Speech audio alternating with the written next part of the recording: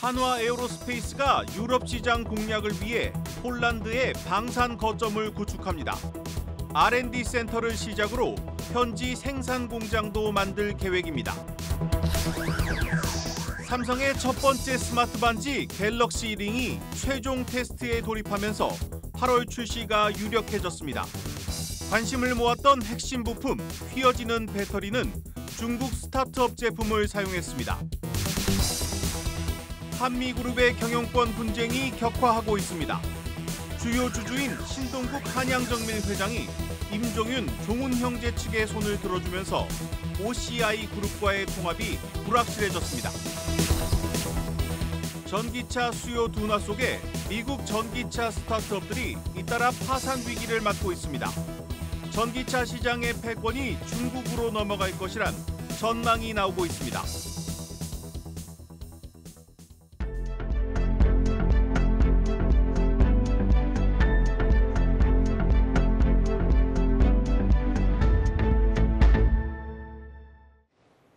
뉴스 플러스 시작합니다. 한화 에어로스페이스가 유럽 시장 공략을 위해 폴란드에 첫 해외 방산 거점을 구축합니다. R&D 센터를 시작으로 현지 생산 공장도 건설할 계획입니다. 유럽 현지에서 만들어 바로 유럽에 순출하겠다는 이른바 메이드 인 나토 전략입니다. 첫 소식 고영욱 기자의 단독 보도입니다. 한화 에어로스페이스가 폴란드 정부와 현지의 방산 연구개발센터를 짓기로 합의했습니다. 한화 에어로의 해외 첫 R&D 센터로 앞으로 생산 체계까지 갖춘 방산 거점이 될 전망입니다. 신현우 한화 에어로스페이스 사장은 한국경제TV와의 통화에서 폴란드에 R&D 센터를 만들기로 합의해 준비 중이라며 이 방법으로 가야 수출이 확대된다고 밝혔습니다. 시기와 입지 등 구체적인 사항에 대해선 폴란드 측과의 협의를 거쳐 공개할 예정입니다. 품목은 K9 자주포와 레드백 등의 지상 무기 체계가 될 가능성이 높습니다. 한화 에어로스페이스가 새로 추진하는 메이드 인 나토 전략의 일환입니다. 폴란드에다가 제가 연구개발 거점을 만들어서 저희도 메이드 인 나토를 할 겁니다. 메이드 인 코리아로 가면 앞으로 경쟁 안 돼요. 그러니까 메이드 인 나토로 해서 라인메탈하고 경쟁을 해야 됩니다. 폴란드 현지 생산 공장 건설도 협상 중입니다. 한화 에어로스페이스 관계자는 폴란드와 다연장 로켓 천무 수출 이행 계약을 협상하고 있다면서 이 협상에 현지 생산 여부도 들어있다고 설명했습니다. 한화가 폴란드와 맺은 천무 수출 기본 계약은 총 288문으로 이행 계약을 아직 맺지 않은 물량 70문이 남아 있습니다. 한화에어로가 현지 생산 체계 구축에 나선 건 유럽에서 K방산 견제 움직임이 거세지면서입니다. 견제가 가장 심한 곳은 독일 라인메탈사입니다. 라인메탈은 최근 유럽 국가를 대상으로 나토 무기 체계 사용을 제한하고 한화 레드백의 경쟁 모델인 링스 생산 공장을 헝가리에 짓기도 했습니다. 다만 재무장에 나선 유럽이 필요 수준의 생산량을 맞추기까진 상당한 시간이 걸릴 전망입니다. 한화 측은 유럽 재무장은 기회라고 판단한다면서 이번 R&D 센터 합의로 폴란드 방산 거점 구축이 속도를 낼 것이라고 전했습니다. 한국경제TV 고영욱입니다. 전 세계적인 전기차 수요 둔화 속에 미국 전기차 스타트업들이 잇따라 파산 위기를 맞고 있습니다. 이 전기차 시장의 패권이 보다 저렴하고 빠르게 전기차를 만들 수 있는 중국으로 넘어갈 것이란 전망이 나오고 있습니다. 박찬휘 기자입니다. 미국 전기트럭 스타트업 로즈타운 모터스가 지난해 6월 법원에 파산을 신청한 데 이어 이달에는 또 다른 전기차 스타트업 피스커가 재정난을 이기지 못하고 파산 위기에 내몰렸습니다. 피스커의 현금성 자산은 총 1억 2,100만 달러, 우리 돈 1,600억 원 수준으로 급감했으며 이 중 3,200만 달러는 즉시 사용이 불가능한 상태인 것으로 전해졌습니다. 이 회사는 결국 전기 SUV 모델인 피스커 오션의 생산을 6주간 중단하기로 했습니다. As the company sold more of its EVs, it also lost more money. In fact, its losses scaled to about $760 million last year. Now, scaling up auto production is notoriously hard and expensive. 제2의 테슬라로 불리며 큰 기대를 모았던 리비안과 루시드 등 다른 전기차 업체들도 위태롭긴 마찬가지입니다. 리비안은 지난해 전기차 생산에 59억 달러, 약 8조 원의 자금을 쏟아부었고 루시드와 폴스타 등도 10에서 40억 달러가량의 현금 자산을 투입하며 재정 상태가 빠르게 악화되고 있습니다. 미국 전기차 스타트업들이 위기에 빠진 이유는 높은 전기차 가격과 정부의 보조금 감소, 충전소 부족 등의 문제로 전기차 판매량이 급감했기 때문입니다. 특히 중국 전기차와의 판매 경쟁에서 밀린 테슬라가 생산량을 줄이고 공격적인 가격 인하에 나서면서 영세한 전기차 스타트업들의 영업 손실은 눈덩이처럼 불고 있습니다. 문제는 전 세계 전기차 시장 성장률이 지난 3년간 가파르게 줄고 있는데 올해도 감소세가 이어질 것으로 전망된다는 점입니다. 미국 전기차 업계가 이처럼 진퇴양난의 늪에 빠진 가운데 중국 전기차 기업들은 저렴한 생산 비용과 빠른 출하를 무기로 시장 점유율을 빠르게 늘리고 있습니다. 중국 전기차 업체들의 약진 속에 전 세계 전기차 시장의 패권이 미국에서 중국으로 넘어갈 것이란 전망도 제기됩니다. 월스트리트저널은 미국 전기차 기업의 생산 속도보다 중국 전기차 생산 속도가 30% 빠르다며 중국 기업의 전략을 배워야 할 필요가 있다고 꼬집었습니다. 한국경제TV 박찬유입니다. 윤석열 대통령이 오늘 23번째 민생토론회를 열고 용인과 수원, 고양, 창원 이 4대 특례시의 권한을 대폭 확대하겠다고 약속했습니다. 리모델링이나 고층 빌딩 건축 허가 등 이 도지사의 승인이 필요했던 권한을 특례시로 이양하겠다고 밝혔습니다. 먼저 임동진 기자입니다. 윤석열 대통령의 23번째 민생토론회는 용인 특례시에서 열렸습니다. 특례시는 도사나 기초자치단체 중 인구 100만 명 이상인 대도시로 현재 경기도 용인과 수원, 고양, 경남 창원이 지정돼 있습니다. 2022년 1월 특례시가 출범했지만 그동안 해당 지역에서는 정부의 실질적인 뒷받침이 없다는 지적이 계속되었습니다. 윤 대통령은 특례시다운 행정을 펼칠 수 있게 권한을 확대하고 각종 도시발전 계획을 제대로 수립할 수 있도록 하겠다고 말했습니다. 공동주택 리모델링 기본계획, 고층 건물 건축 허가와 같은 권한들이 광역단체 승인사항으로 되어 있는데 이것은 특례시로 권한을 이양하는 것이 맞습니다. 서울시와 광역시, 특별자치시를 제외한 대도시 시장이 리모델링 기본계획을 수립 변경할 때 도지사 승인을 받도록 돼 있는데 이 절차를 간소화시켜주겠다는 겁니다. 이와 관련해 정부는 도지사의 승인을 협의로 완화하도록 주택법 개정안을 마련할 계획입니다. 또한 51층 이상 고층 빌딩 건축 허가에 필요한 권한 역시 특례시로 넘기도록 제도를 개선할 방침입니다. 이 밖에 수목원과 정원 조성에 관한 권한, 임대주택 우선 인수권을 이양하는 방안도 추진키로 했습니다. 한국경제TV 임동진입니다. 특례시 가운데 가장 주목을 받는 건 바로 반도체의 도시가 된 용인입니다. 일자리와 주거, 여가 생활을 모두 누릴 수 있는 신도시가 들어서고 수백조 원이 투자된 반도체 공장 가동에 맞춰 반도체 고속도로가 뚫립니다. 방서우 기자입니다. 지난해 하반기 신규 공공주택지구로 지정된 경기도 용인 이동읍 일대. 삼성전자의 반도체 국가산단과 SK하이닉스 반도체 클러스터, 용인 테크노밸리 등 다수의 첨단 산단이 주변에 들어서며 배후 도시로 부상했습니다. 반도체 관련 고급 인재들이 몰릴 것으로 예상되는 만큼 정부는 새로운 유형의 도시로 키우기로 했습니다. 수변 공간을 연계한 여가 특화 단지를 조성하고 첨단 스마트 시티 기술을 접목해 하이테크 신도시로 만든다는 겁니다. 오는 2030년으로 예정된 반도체 공장 첫 가동 일정에 맞춰 관련 인프라도 신속히 조성할 계획입니다. 우선 민간의 투자를 받아 화성과 용인, 안성을 잇는 45km 길이의 이른바 반도체 고속도로를 뚫기로 했습니다. 지난해 5월 사업 제안서가 최초로 접수된 이후 민자 적격성 조사가 진행 중인데 오는 2032년 개통을 목표로 하고 있습니다. 정부는 교통 정체가 심각한 국도 45호선 확장도 빠르게 추진하기로 했습니다. 반도체 공장이 가동되면 정체가 더욱 심각해지는 만큼 기존 4차로에서 8차로로 늘린다는 겁니다. 글로벌 반도체 산업의 중심으로 육성하기 위한 교통망 확충, 하이테크 도시 조성 등 청년과 실버 세대가 어우러져 사는 매력 있는 행복 도시로 용인을 육성하는 방안 등을 논의할 수 있도록 수도권 광역 급행철도 GTX-A 구성역도 석 달 뒤 개통됩니다. 수서 동탄 구간 운행 개시에 따라 열차를 오는 6월부터 구성역에 정차시켜 우수 인재 유입을 늘리는 한편 근로자 출퇴근 시간은 줄인다는 게 정부의 구상입니다. 한국경제TV 방서우입니다.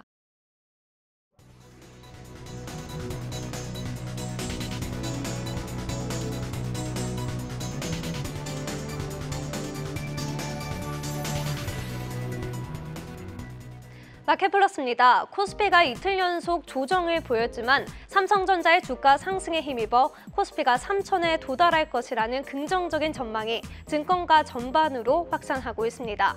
오늘 NH투자증권은 코스피 상단 밴드를 2,830에서 3,100으로 상향 조정했고 한국투자증권도 2,750에서 3,000으로 조정했습니다. 이 외에도 최근 상상이증권과 하나투자증권도 코스피 밴드를 3,000 이상으로 높이며 국내 증시에 대한 기대감을 키우고 있습니다. 기대감의 근거로는 국내 수출을 책임지고 있는 반도체업의 호조와 또 기업 밸류 프로그램이 꼽히는데요. 외국인들이 반도체, 자동차, 방산, 밸류 기대 종목을 꾸준히 매수하며 주가 상승을 유도하고 있기 때문입니다. 외국인들은 보시는 것처럼 최근 한 달간 5개의 종목을 3조 원 넘게 사들였습니다. 다만 코스피 고점은 2분기까지 말로 상반기까지는 지수 베팅, 또 하반기에는 종목 중심의 선별적 대응이 요구됩니다. 다음입니다. 반도체주의 전망에 대해 좀 더 자세히 짚어보겠습니다. 증권가에선 최근 삼성전자와 SK하이닉스 등 국내 대장주의 목표 주가를 올렸는데요. 삼성전자는 최대 10만 5천 원, SK하이닉스는 22만 원까지 나왔습니다. 반도체 대장주의 장밋빛 전망 덕분에 장비 업체의 주가도 들썩이는 모습을 볼 수 있습니다. 지난 22일 한미반도체가 SK하이닉스와 215억 원 규모의 듀얼티 본더 1.0 그리핀 장비를 추가 공급하는 계약을 체결했다고 공시하며 오늘 4%에 가까운 주가 상승세를 보였습니다. 한미반도체가 SK하이닉스에서 수주한 계약 물량만 약 2천억 원에 달하는데요. 그래서인지 한미반도체의 주가는 지난 4월과 비교해 보시는 것처럼 5배가량 급등하는 모습을 보였습니다. 증권가에선 한미반도체의 목표 주가를 종가보다 105% 높은 20만 원을 제시하며 추가 상승 여력이 남아있다고 전망했는데요. 현대차증권은 미국 내 HBM 관련 공급망 구축에 따른 성장을 고려할 때 한미 반도체가 글로벌 메모리향 하이브리드 본더 업체로서의 위치를 확고히 할 것이라고 전망된다. 이렇게 설명했습니다. 지금까지 마켓플러스였습니다.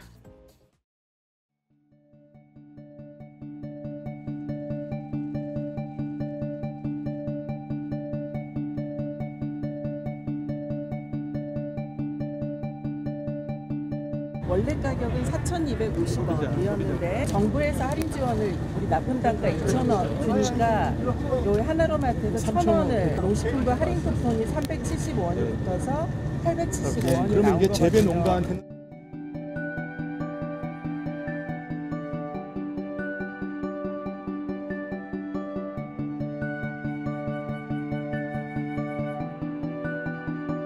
유통 구조 부분에서 이제 수급 관리가 필요한데 그런 부분은 뭐 저희가 비축하는 것, 뭐 사과의 비축 같은 경우도 저희가 이제 도입을 검토한다든지 그 비축하는 대상이나 품목 이런 부분들, 그다음 물량 이런 부분들을 좀 신축적으로 해서 그런 부분들 유통에서 수급 관리를 제대로 하고.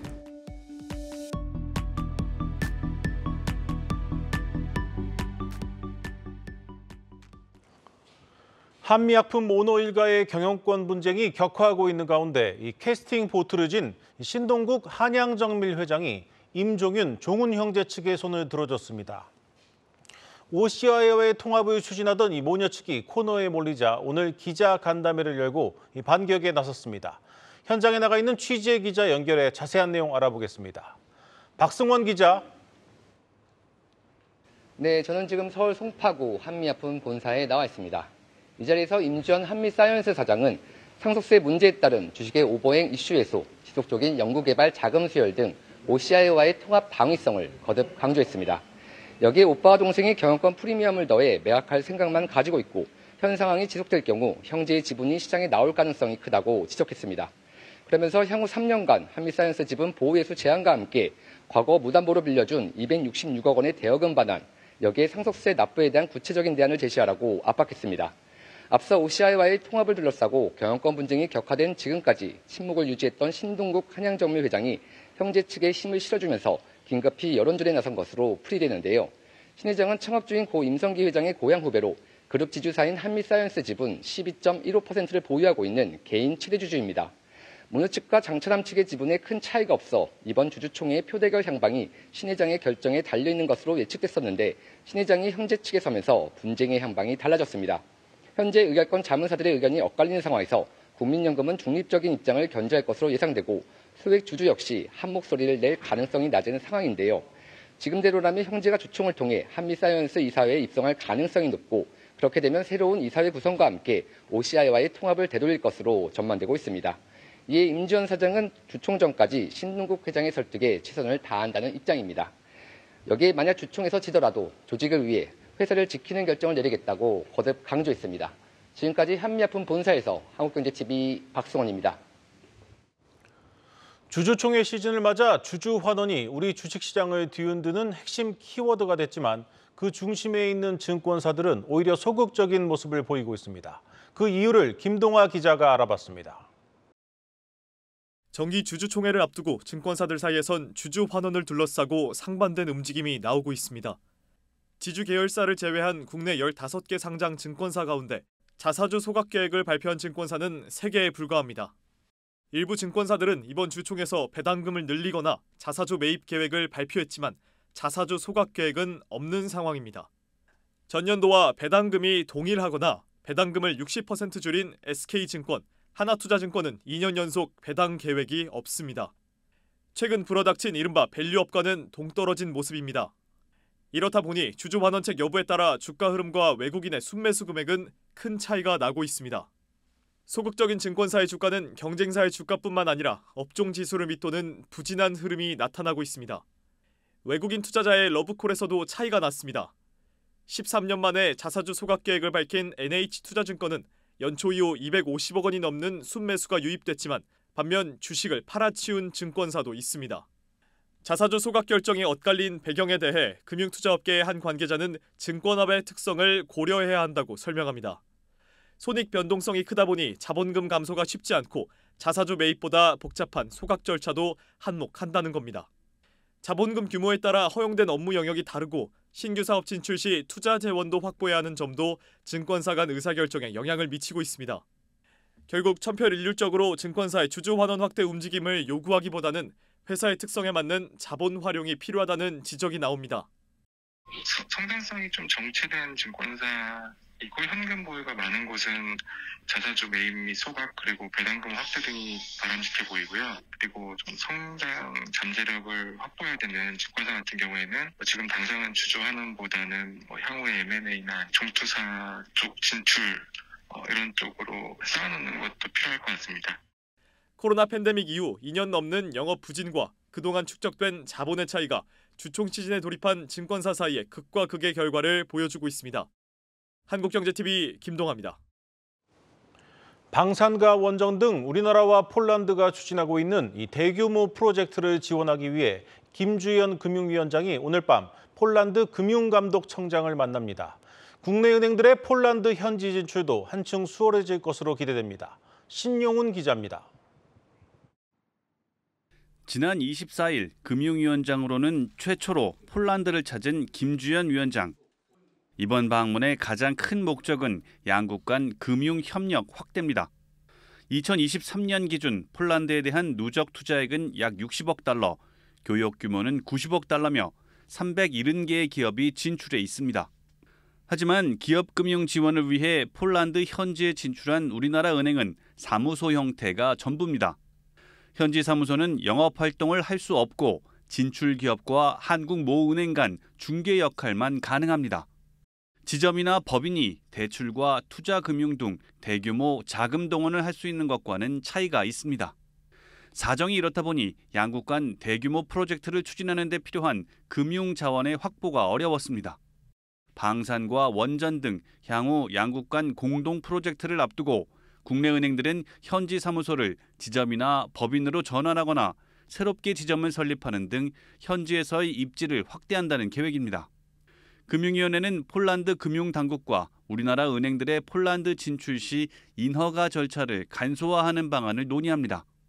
우리나라 은행들의 인허가 신청에 대해서 신속하게 처리해 줬으면 좋겠다. 그것이 폴란드 경제에도 좋고 현지에 진출한 우리 제조기업들한테도 필요하고 그러니까 그런 관점에서 인허가 신청도 좀 빨리 해줬으면 좋겠다. 우리 시간으로 25일 오후 10시 김주현 금융위원장은 야책 야스트로제브스키 폴란드 금융감독청장과 1대1 회담을 갖습니다. 이번 폴란드와의 금융 협력이 국내 은행들의 유럽 진출에 방향타 역할을 할 수 있을지 주목됩니다. 한국경제TV 신용훈입니다. 출시 시기를 두고 뜨거운 관심을 모으고 있는 삼성의 첫 번째 스마트 반지 갤럭시 링이 출시 전 최종 테스트에 돌입한 것으로 확인됐습니다. 오는 8월경 열리는 이 갤럭시 언팩을 통한 출시가 유력해 보입니다. 이 관심을 모았던 핵심 부품, 이 휘어지는 배터리는 예상 밖으로 중국 스타트업 제품을 선택했습니다. 이서우 기자의 단독 보도입니다. 삼성전자의 새로운 웨어러블 제품 갤럭시 링이 최종 사용자 테스트에 들어갔습니다. 삼성 관계자는 지난 15일께 내부 임직원들 100여 명에게 갤럭시 링 실물이 전달됐다며 최종 유저 트라이얼, 즉 마지막 실증 테스트라고 보면 된다고 전했습니다. 이들은 갤럭시 링을 24시간 착용하고 생활한 뒤 피드백을 하게 되며 남자 직원은 약 한 달, 여자 직원은 여성 건강 데이터 확보를 위해 2달간 진행될 예정입니다. 갤럭시 링은 반지 안쪽에 탑재된 센서들이 우리 몸에 흐르는 혈류를 감지하고 심박수, 산소 포화도, 피부 온도 등 건강 상태를 분석해주는 스마트 링입니다. 지난달 갤럭시 링 디자인이 처음 공개된 데 이어 양산 전 사실상 마지막 테스트에 들어가면서 8월 출시가 유력해졌습니다. 최근 발표한 갤럭시 링 같은 경우 본격 양산 전 샘플이 제작된 것으로 알려지고 그중 일부 물량은 삼성 베트남 공장 SEV에서 만들어진 것으로 알려지고 있습니다. 갤럭시 링의 핵심 부품은 작고 휘어지는 배터리입니다. 갤럭시 스마트폰에 들어가는 각형과는 완전히 다른 제품으로 삼성 SDI 등 국내 셀 업체들은 생산하지 않고 있습니다. 업계 관계자는 갤럭시 링의 샘플 배터리는 중국의 에버파워 기업이 공급했다면서 향후 초도 물량 모두를 이들이 공급할 가능성이 있다고 설명했습니다. 에버파워는 중국 중소벤처기업 장외거래 시장에 상장된 2차 전지 스타트업으로 샤오미의 전자밴드에 배터리를 공급한 바 있습니다. 2차 전지를 제작할 수 있는 시설을 갖추고 있고 국내보다 낮은 인건비로 제작이 가능한 중국 업체로 모든 2차 전지 물량을 주문했을 것으로. 맞춤 제작 배터리를 낮은 단가에 확보해 가격 경쟁력을 높이기 위한 전략으로 풀이됩니다. 한국경제TV 이서우입니다.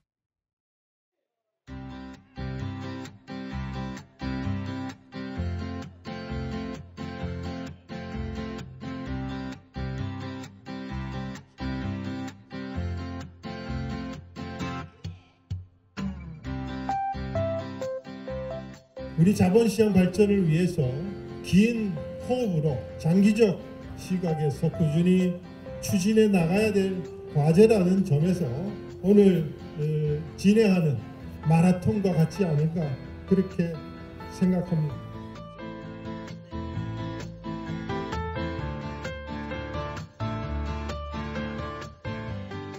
봄의 기운을 맞이하면서 전 금융인들이 함께 뛸 수 있어서 너무 기쁘고 저희 현대차증권도 동참하는 마음 너무 기분 좋습니다.